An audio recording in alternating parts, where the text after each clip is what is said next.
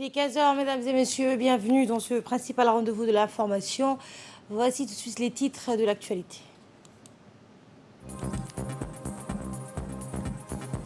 La 5e séance du Conseil des ministres s'est tenue aujourd'hui sous la présidence du chef de l'État et chef de gouvernement, où 8 questions ont été inscrites à l'ordre du jour.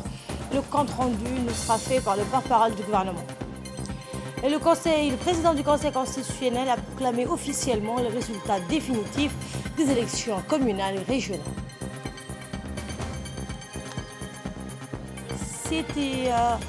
Et nous ferons également le point dans ce journal sur la pandémie du Covid-19 qui circule toujours activement en Europe, le Royaume-Uni, la France et l'Allemagne. Plusieurs pays donc font face à un regain épidémique. C'était les titres. Bonjour et merci de nous accueillir chez vous. Sous la présidence du chef de l'État et chef du gouvernement Ismaël Omar Guelleh, s'est tenue la 5e séance du Conseil des ministres en ce mardi 22 mars. 8 questions étaient inscrites à l'ordre du jour. La première question est relative à une communication faite par la ministre de la Ville, de l'Urbanisme et de l'Habitat. La deuxième question concerne un projet de décret portant création du Grand Prix du chef de l'État pour la promotion des personnes handicapées. Cette promotion a pour objectif d'encourager la recherche et propositions d'initiatives suivant le compte-rendu du porte-parole du gouvernement, Mohamed Ali Youssouf, sur les 4 premières questions inscrites à l'ordre du jour. Sous la présidence du chef de l'État, son Excellence M. Ismaël Omar Guelleh, s'est tenue la 5e séance du Conseil des ministres en ce mardi 22 mars 2022. Étaient inscrites à l'ordre du jour 8 questions. La première question est relative à une communication faite par Madame la ministre de la Ville, de l'Urbanisme et de l'Habitat. Dans l'objectif d'insuffler une dynamique nouvelle et favoriser l'essor d'une ville à même d'assumer son rôle de métropole, capitale politique et économique, l'intervention sur les anciens quartiers est devenue une nécessité. Le ministère de la Ville s'est doté d'un plan opérationnel permettant la mise à niveau des anciens quartiers, et ce parallèlement à la mise en œuvre du programme Zéro Bidonville. Ce plan vise à comprendre d'abord les enjeux, les freins et les potentialités d'évolution des différents quartiers de la zone d'étude, planifier la mise à niveau des quartiers de manière à favoriser la mise en œuvre optimale des prévisions et à harmoniser le cadre urbain et bâti, identifier le besoin des populations en infrastructures, équipements, logements et emplois dans une approche participative, réglementer toutes les opérations d'urbanisme prévues dans le cadre du plan de mise à niveau. La question du financement de l'habitat est le cœur névralgique de la politique de l'habitat. L'absence d'un mécanisme de financement de l'habitat inhibe le développement du secteur dans son ensemble. Les contraintes identifiées sont d'abord l'accès limité pour les ménages à faibles et moyens revenus en raison des conditions de financement, l'absence de fonds de garantie pour élargir les produits financiers à une large partie de la population et des promoteurs publics et privés, l'absence d'un produit spécifique dédié à l'accès à la propriété en fonction des revenus des ménages. Les solutions envisagées sont d'abord une convention avec la BCI pour des prêts à 5%, l'élaboration d'une étude sur le secteur du logement pour identifier les contraintes de la chaîne de valeur du secteur du bâtiment, et proposition de mesures correctives pour faciliter l'accès à la propriété. La mise en place d'un mécanisme de fonds de garantie pour le logement et la mise en place d'un mécanisme de fonds de garantie pour ce même logement. Donc la création du produit accès au logement adopté en fonction du revenu des ménages avec des modalités de financement préférentielles avec les banques de la place. Sur le plan de la réglementation, un certain nombre de réformes sont en cours. Un projet de code urbain et de l'aménagement foncier, l'élaboration du règlement d'urbanisme, l'intensification des contrôles et de la lutte contre les constructions illégales. La deuxième question concerne un projet de décret portant création du Grand Prix du chef de l'État pour la promotion des personnes handicapées.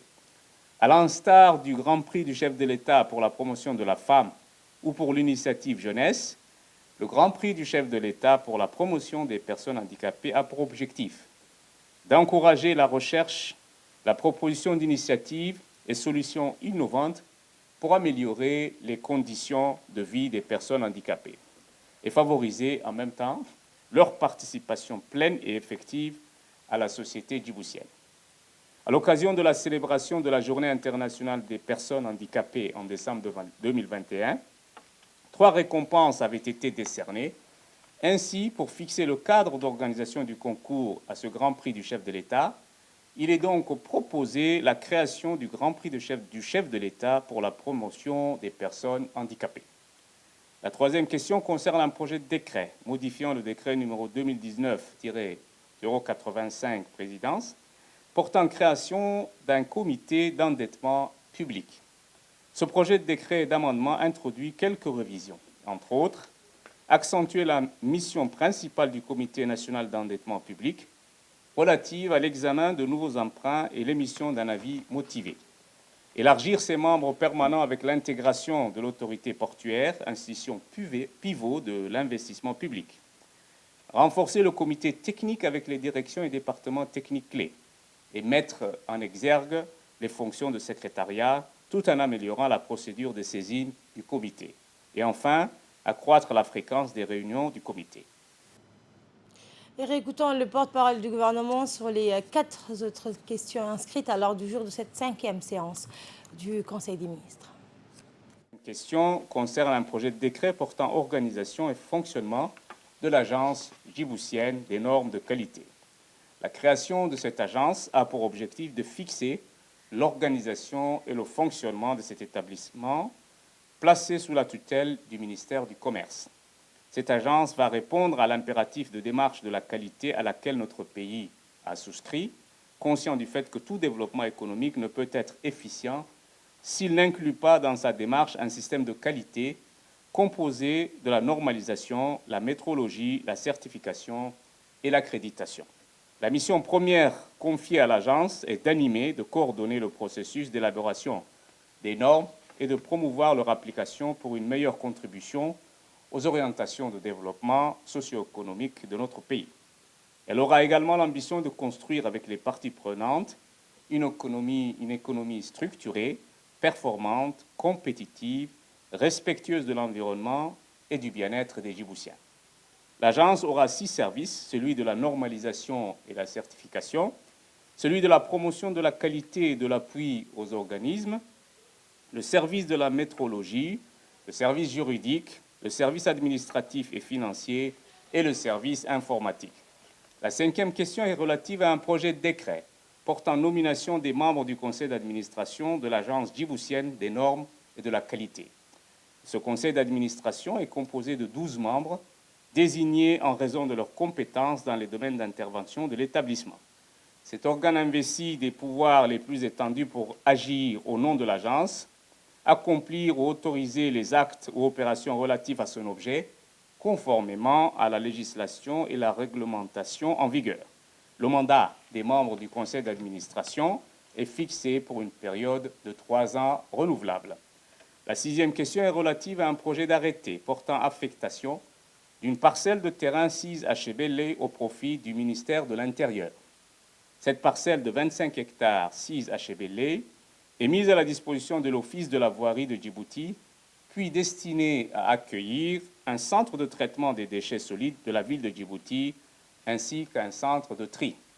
La 7e question est relative à un projet d'arrêté portant modification de l'arrêté numéro 2020-141 présidence du 16 novembre 2020 portant affectation d'une parcelle de terrain sise au PK 23 au ministère de la Justice. Cette parcelle de terrain sise au PK 23, au ministère donc attribué au ministère de la Justice et des Affaires pénitentiaires chargé des droits de l'homme, servira et est destinée à l'implantation de la future maison d'arrêt, résidence du personnel ferme et parking des visiteurs. La 8e question est relative à un projet d'arrêté portant distraction d'une parcelle de terrain sise au PK 12, voie 19, et attribution de cette parcelle à la société Golden Africa Djibouti SARL. Cette parcelle de terrain donc, est distraite du titre foncier numéro 12-283. Elle a une superficie de 38 000 m². Elle est attribuée à titre onéreux à raison de 1 000 francs le mètre carré. Elle est destinée à l'extension des activités d'investissement de la dite société, Golden Africa SARL. Cette parcelle de terrain, donc appartenant à la Chambre de commerce de Djibouti, sera compensée dans les lotissements de la ville de Djibouti. Et cette déclaration du président du Conseil constitutionnel, M. Abdi Ibrahim Absier, qui a proclamé officiellement aujourd'hui les résultats des élections régionales et communales du 11 mars dernier, la voici. Citoyennes et citoyens, le Conseil constitutionnel se réunit ce matin, le 22 mars 2022, pour vous annoncer la proclamation des résultats définitifs des élections régionales et communales du 11 mars 2022. Grâce à la sagesse du peuple djiboutien, les élections se sont déroulées dans le calme et la sérénité. Aussi, le Conseil constitutionnel, chargé de veiller à la régularité de ces élections, en vertu de la Constitution, pour garantir l'authenticité de l'expression de la volonté du peuple, se réjouit du bon déroulement général des scrutins et tient à remercier tous les candidats ainsi que les électeurs dans leur ensemble. Afin de s'acquitter au milieu de sa mission de contrôle et de proclamation des résultats, l'organe constitutionnel s'est attelé à effectuer des vérifications sur pièces avant de procéder à des annulations de certains bureaux de vote. Les résultats définitifs ont été arrêtés par décision numéro 2, CC 2022, du Conseil constitutionnel siégeant à sa séance solennelle le 22 mars 2022, ainsi qu'il suit. Pour la commune de Rasdika, total des inscrits, 3632. Total de votants, 2092.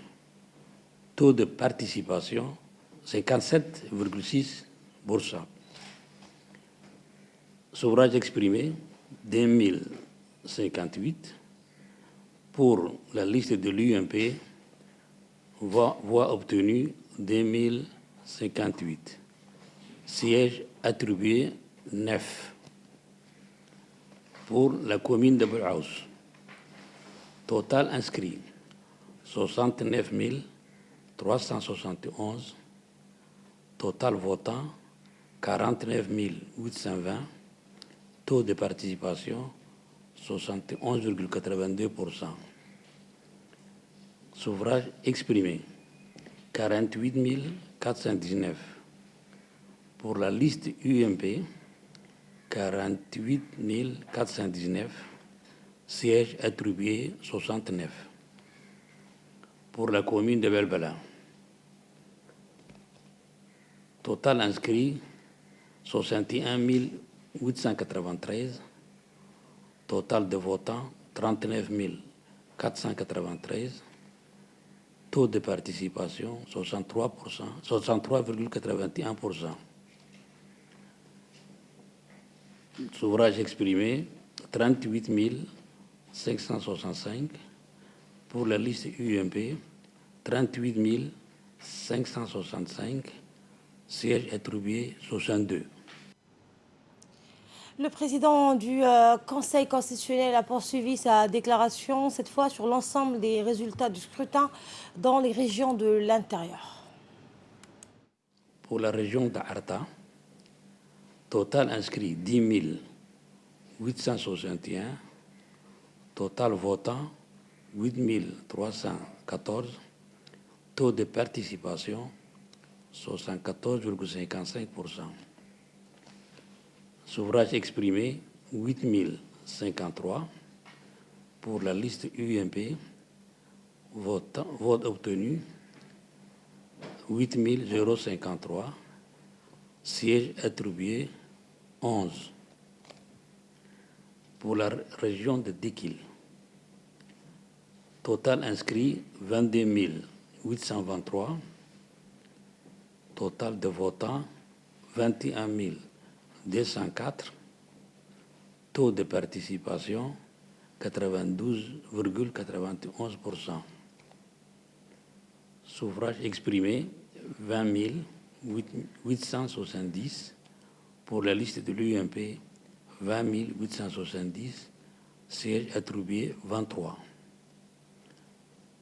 Pour la région de Tejora, Total inscrit 18 453. Total votant 16 030. Taux de participation 84,87. Suffrage exprimé 15 822. Pour la liste de l'UMP, 15 822. Sièges attribués 18. Pour la région d'Obok, total d'inscrits 11 462.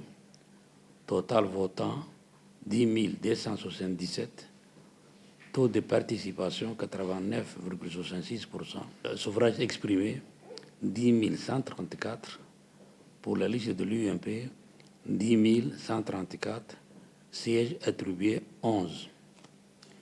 Pour la région d'Ali Sébié, total inscrit 17 184. Total de votants 9 022. Taux de participation 52,50%. Suffrage exprimé 8 854. Pour l'UMP 7 502. Sièges attribués 16. Pour la liste MDJ, 700. Voix obtenues 706. Sièges attribués 1. Pour la liste de Wadani, voix obtenues 446. Sièges attribués 0. Je vous remercie. Dans le reste de l'actualité, le Premier ministre Abdelkader Kamel Mohamed a reçu hier à la primature le docteur Ahmed Awad Ben Moubarak, ministre des Affaires étrangères et des expatriés yéménites. Après avoir accueilli chaleureusement le ministre yéménite, les deux hommes ont évoqué les voies et moyens d'approfondir davantage les relations bilatérales des deux pays. Les discussions ont également porté sur la situation du Yémen en général, rappelant que le ministre des Affaires étrangères yéménite a participé à la 6e session de la commission mixte ministérielle Djibouti-Yémen en présence de son homologue djiboutien Mahmoud Ali Youssouf.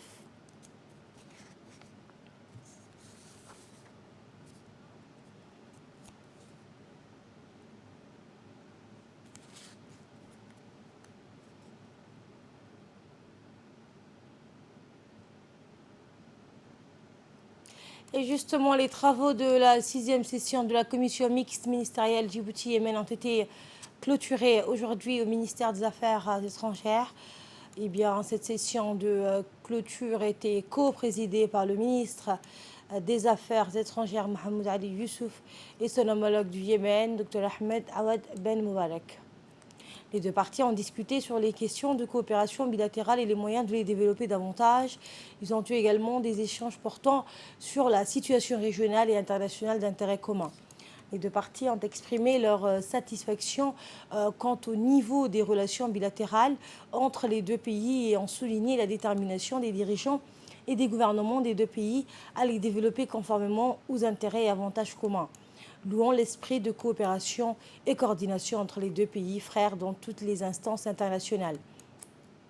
Ils ont exprimé par la suite leur satisfaction au renouvellement de la signature d'un certain nombre de programmes exécutifs dans les domaines de la sécurité, l'éducation, l'éducation et l'enseignement supérieur, jeunesse et sport, l'industrie, la santé, ainsi que la signature d'un mémorandum d'entente sur la mise en place d'un mécanisme de consultation politique de manière à renforcer les relations et la coopération conjointe entre les deux pays. La partie yéménite a remercié le gouvernement et le peuple de la République de Djibouti pour les facilités qu'ils fournissent à la communauté yéménite à la lumière des circonstances que traverse la République du Yémen suite au coup d'État de la milice Houthi contre la légitimité constitutionnelle et son pillage des capacités de l'État. Et au niveau régional et international, les deux parties ont exprimé leur condamnation de toutes les formes de terrorisme et leur soutien aux efforts régionaux et internationaux visant à affronter, à combattre ce phénomène dangereux et à traiter les raisons en concert avec les efforts de la communauté internationale. Le ministère du Travail poursuit son initiative dans le cadre de la gouvernance de la migration de main-d'œuvre. Hier, l'Institut diplomatique a servi d'auditorium pour un atelier sur le renforcement des capacités sur la gouvernance de la migration de la main-d'œuvre. Placé sous l'égide du ministre du Travail, Omar Abdi Saïd, cet atelier a été rehaussé par la participation du ministre de l'Intérieur, Saïd Nouh, des représentants de l'OIM, l'ambassadeur de l'Union européenne, le directeur du bureau pays de l'OIT, Addis Abeba, et parler au cadre de l'administration.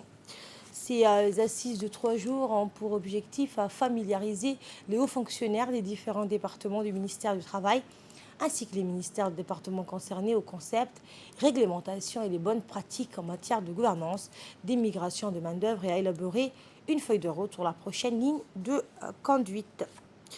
Élément de réponse, donc, des images que vous aurez dans nos prochaines éditions. Le président de la Fédération internationale de la natation, Hussein Al-Moussallam, est arrivé dimanche 20 mars à Djibouti accompagné d'une forte délégation. La délégation a été accueillie à l'aéroport international de Djidambouli par le secrétaire d'État chargé des sports, Hassan Mohamed Kamel, et la présidente du comité olympique, Acha Galad. Après s'être entretenue avec le ministre, la délégation a procédé à la visite de la piscine nationale où elle a été accueillie chaleureusement en danse folklorique et chant. Après avoir loué le travail fait par la fédération et le ministère, apprécié le joyau, la première piscine du pays aux normes internationales, M. Al-Moussallam a ajouté que les jeunes athlètes djiboutiens devront bientôt bénéficier des formations dans les grands centres de natation. La triple championne olympique Ranomi Kromowidjojo et le champion olympique Ferry Wertmann ont répondu aux questions des athlètes et avant de distribuer aux jeunes nageurs des accessoires de natation.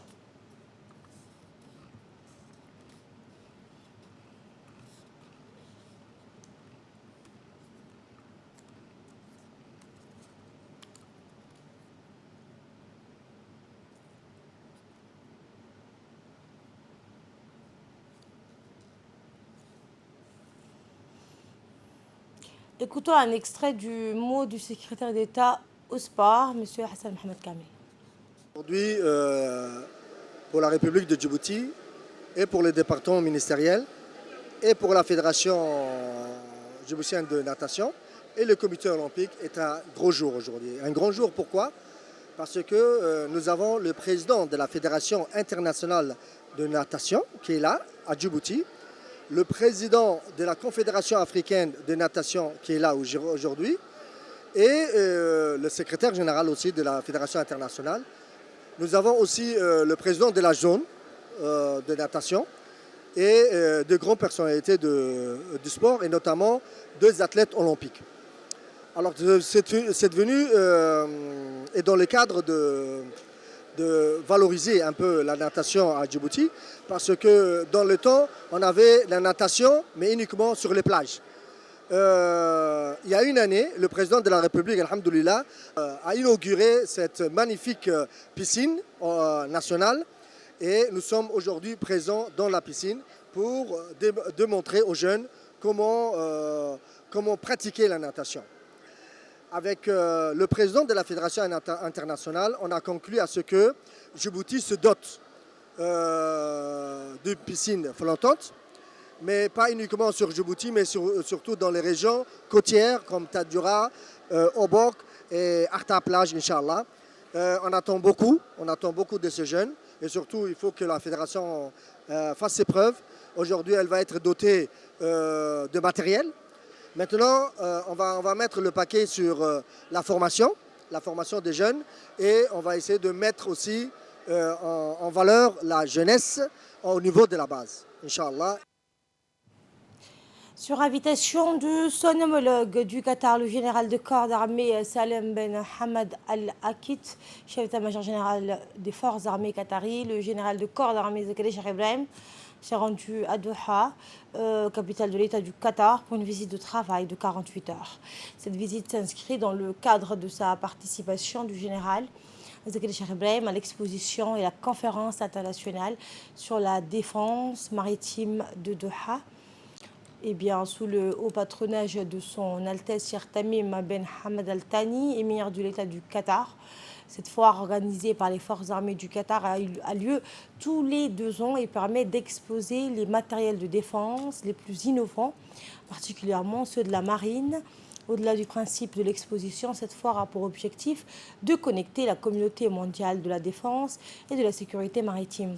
Durant cette visite officielle, le général Zakaria Cheikh Ibrahim conduisait donc une forte délégation des officiers supérieurs, comprenant entre autres le colonel Ahmed Ahir Jama, commandant la marine nationale, le colonel Ouegzi Jama Moussa, chef de corps du régiment quartier général et chef de protocole des forces armées djiboutiennes, le colonel Waas Omar Borolek, commandant la garde-côte, faisait partie aussi de la délégation. Le ministère du Commerce et du Tourisme continue ses opérations de contrôle des prix sur toute l'étendue du territoire national pour faire respecter les prix fixés par le ministère. Eh bien, dimanche, les inspections sont déroulées au niveau du quartier 1 et 2. Les contrôleurs ont saisi les commerçants de la place pour leur rappeler l'obligation de délivrance de factures pour toute transaction commerciale. Les contrôleurs ont constaté des hausses des peu non justifiées au niveau de certains commerçants. À cet effet, tous les points de vente en infraction ont été fermés et les contrevenants se sont vus infliger des pénalités importantes. Je vous le disais en titre, le Covid-19 circule activement en Europe, Royaume-Uni, le Royaume-Uni, la France et l'Allemagne. Plusieurs pays font face à un regain épidémique. La vaccination contre la Covid-19 suit son cours au Royaume-Uni, où une nouvelle dose de rappel est désormais administrée aux personnes âgées de plus de 75 ans. Eh bien, la France est également confrontée à un regain épidémique avec près de 90 000 contaminations quotidiennes en moyenne sur une semaine et un nombre d'hospitalisations qui ne recule plus.